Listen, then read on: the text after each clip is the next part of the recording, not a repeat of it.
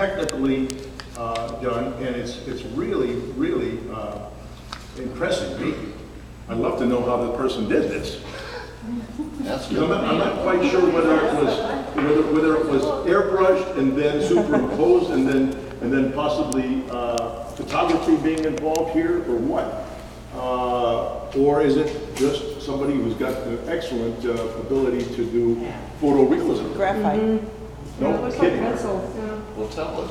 Wow. I think I would like to see either a little hint of a shadow under their feet or something. That's what I was thinking. Just to ground So them, they're because they're grounded. kind of floating in the air right now, and that kind of bothers me. But I think that's the point of it, though. Yeah. is that they're not grounded. I know. Yeah, I went back and forth with that, exactly that same thought. I thought to myself, well, the fact that these individuals are centered with all of this space, because space is very, very important. The amount of space you show will tell us what degree we are actually in view of the individual. If we basically blocked off and we made it this big instead, we'd be a lot closer to them. Yeah. It wouldn't be quite as ethereal. Wayne Thiebaud did a painting very similar to this, larger than life size, I believe. I can't remember, of a man and a woman standing side by side. Pretty much the same thing. I don't think there was any ground or indication of where the ground was, but maybe it was just because it was in color.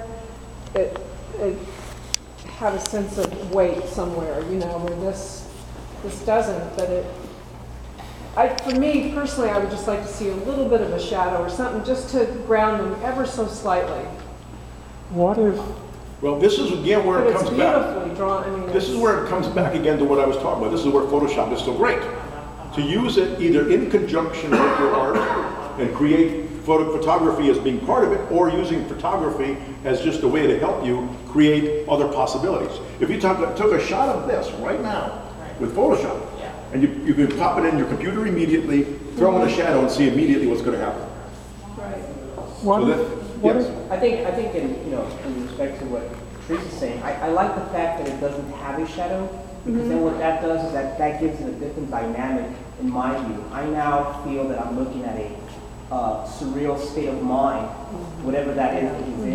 And That's what I was feeling. I was feeling almost like they're possibly people of the past, possibly. Right. Ghosts. Right, and because of the fact that there's nothing around those two individuals, now I'm left wondering even more, what was the state of mind that the artist was in? And the fact that the man has the handbag of the lady, that creates for me a bigger tension. Exactly. Oh God, I didn't even get this. That's what got me. When I first looked at that, I was intrigued by the workmanship. Yeah. So that got my eye. Then I had to look closer as to, and symbology going on here. Now what's going on? Now there's a secondary element. So I'm no longer just going, okay, this is really great illustrational ability. This is now expression. what if you move the figures down and to the right? Exactly. That What would if? give it a sense of dimension. Exactly. What if? This is where you play with Photoshop, or you try to imagine what would happen. But that's not what the artist wants. Right. If they don't want it to Of course. have that. Yeah. Well, we're not saying that this is not correct or incorrect. We're just simply saying, from a learning standpoint, What if? what would change? How would that change the expression of the work if we did some of these things? Change the emotion. I mean, when something is centered, it really becomes centered. It becomes almost iconic.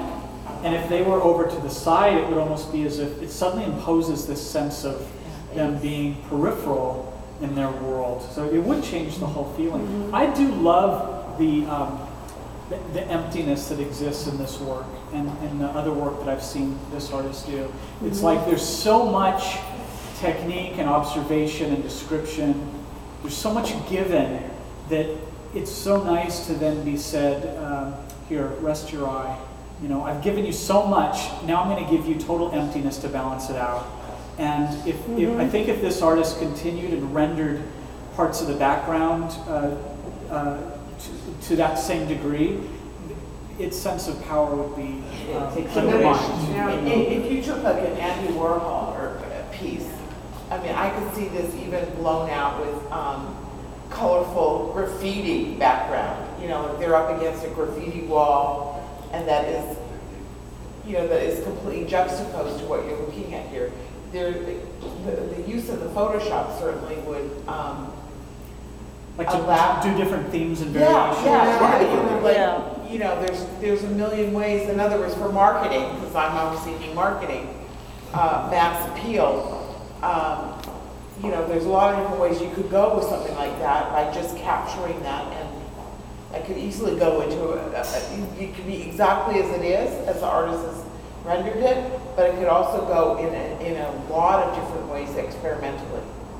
Well, if it's anything to sum it up, I'd sum it up this way for this evening of what I've been trying to tell you, and that is, play what ifs. Play what ifs with your work, play what ifs with great masters even. You could sit there and go, what would have happened if this had been done instead? What would happen if I changed this color? What would happen if I eliminated that line? That's where, again, doing that gives you a stronger element of control of your expression. Have you ever been to Spain? Go to Los Angeles, and there's, I remember there were you copied of Velasquez painting, Oh, yeah. and then continued to break it down, construct that down to almost a cartoon stick figure of the very last painting. Precisely. The most amazing thing, that was one of the greatest. Precisely. Very good observation. Yeah. Good point. Very good. Did you hear what she said?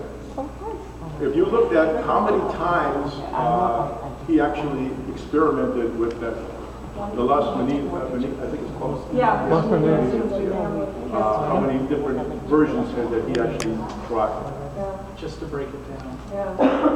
Well, we're going to, Jump oh yeah, Because we gotta- was there a first, second, and third out of this for any criteria you would have? We need Yeah, to take pictures of winners. I would say this piece here would be one. Over here. Which piece are you talking about? Oh, okay. So you're going from front to back, 1, 2, 3, 4. Yeah, one. That being first. I would say probably this piece over here being second. And I would say, It's tough, huh? this is a tough one. We're all watching and waiting. On the third one, I'm really torn. But in the final analysis, that piece is more captivating. So if I was going to go with the This one there? the Okay. one on the right, Third, okay. this one there. Somebody writing this down? All right. I will, it's my job. Thank you very much. If you're one of the artists that was selected here, Veronica's going to take a photograph. But let's give Peter Kraus a great. Appreciate the invite. I enjoyed it. Had a great time. He's my friend. And